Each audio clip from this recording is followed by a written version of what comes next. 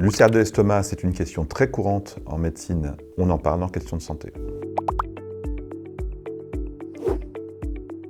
L'ulcère de l'estomac, c'est une ulcération de la surface muqueuse. Et la muqueuse du tube digestif, c'est exactement comme la peau, il y a plusieurs couches. Du coup, l'ulcère, il faut imaginer que les deux premières couches muqueuses et sous-muqueuses sont à nu. Ça forme comme un cratère, avec au fond du cratère le muscle du tube digestif qui est mis à nu et qui du coup peut poser des problèmes de douleur, de saignement ou autre. Les symptômes les plus courants de l'ulcère de l'estomac, c'est avant tout une douleur un peu sourde, une douleur épigastrique et surtout une douleur qui va être rythmée par les repas. J'ai mal quand j'ai l'estomac vide, je mange, ça tamponne l'acidité de l'estomac, j'ai beaucoup moins mal, je me porte bien. Et dès que l'estomac a vidangé, que la digestion est un peu terminée, la douleur va se réveiller 1 heure et demie après le repas. Les facteurs de risque de l'ulcère de l'estomac sont doubles. La très grande majorité de l'ulcère de l'estomac, c'est l'infection à Helicobacter pylori. Pas un virus, pas un parasite, pas un prion. C'est une bactérie banale qu'on attrape souvent dans l'enfance. 80% des ulcères sont liés à Helicobacter pylori. On peut imaginer qu'il y a 90 000 ulcères en France diagnostiqués par an, 240 par jour. La deuxième cause la plus fréquente de ces ulcères de l'estomac, c'est les anti-inflammatoires non stéroïdiens. Ce sont un groupe de médicaments génial parce qu'ils traitent très bien les douleurs articulaires, donc on les utilise beaucoup, y compris en pommade. C'est des médicaments qu'on peut utiliser dans la migraine, qui sont très efficaces dans la migraine. C'est des médicaments qu'on utilise dans les douleurs de ventre lors des règles chez la femme.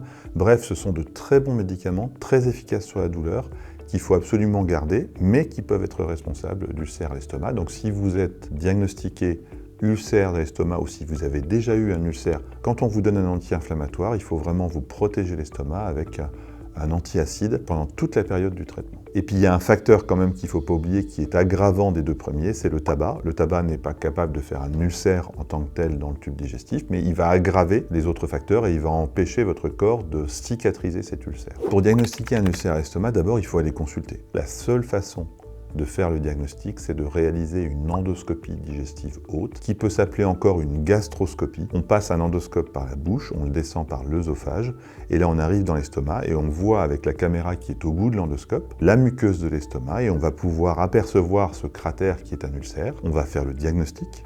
On va pouvoir faire des prélèvements pour vérifier qu'il n'y a pas de cancer. On va pouvoir faire des prélèvements pour rechercher la bactérie Helicobacter pylori, qui est la première cause de cet ulcère. Depuis 1989, on a une famille qui s'appelle les inhibiteurs de la pompe à protons, qui se terminent en prazole, oméprazole, rabéprazole, pantoprazole, esoméprazole, qui sont extrêmement efficaces et qui suffisent amplement. En tout cas, on a des médicaments antiacides qui vont couper l'acidité pendant le temps de la cicatrisation. Avec l'arrêt du tabac, ça permet de cicatriser les ulcères très rapidement, en 15 jours, 3 semaines. Si on a fait la preuve de l'infection à Helicobacter pylori lors de l'endoscopie digestive, il faudra éradiquer Helicobacter pylori. Et ça, c'est relativement simple, puisque comme c'est une bactérie, on va utiliser des antibiotiques que vous allez prendre pendant une dizaine de jours ou une quinzaine de jours, qui vont être associés à un inhibiteur de la pompe à protons pour couper l'acidité.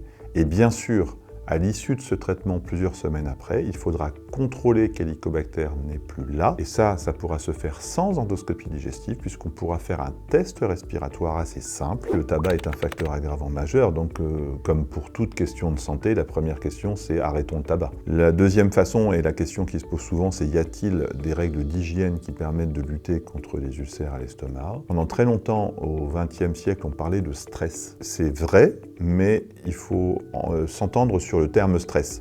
C'est pas parce que votre conjoint vous stresse ou que votre patron vous stresse que vous allez faire un ulcère de l'estomac. Et donc il n'y a pas besoin forcément d'être zen dans la vie pour éviter les ulcères. Ce que le médecin appelle stress, c'est être en réanimation, intubé, ventilé, cassé de partout, opéré par des chirurgiens. Ça, c'est une situation de stress pour le corps humain.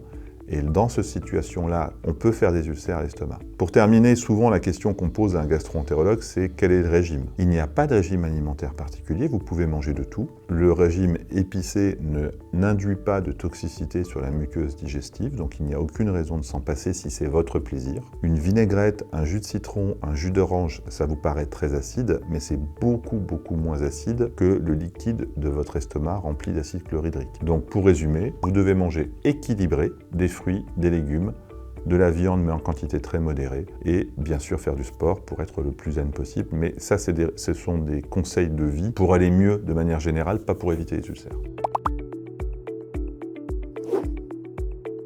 Pour toute autre question de santé, n'hésitez pas à vous abonner à notre chaîne et à activer la petite cloche.